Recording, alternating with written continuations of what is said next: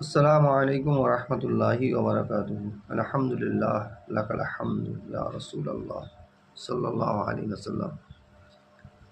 قال النبي صلى الله تعالى عليه وسلم عن أبي هريرة قال قال رسول الله صلى الله تعالى عليه وسلم أنا سيد ولد آدم يوم القيامة।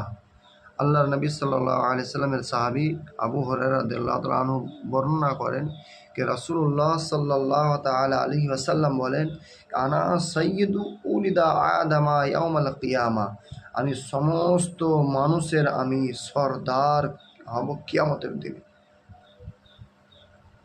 ওয়া আউয়ালু মাই ইয়ানশাকু আনহুল কুবুর, এবং সর্বপ্রথম আমি কবর থেকে সর্বপ্রথম আমি উঠনেওয়ালা, সর্বপ্রথম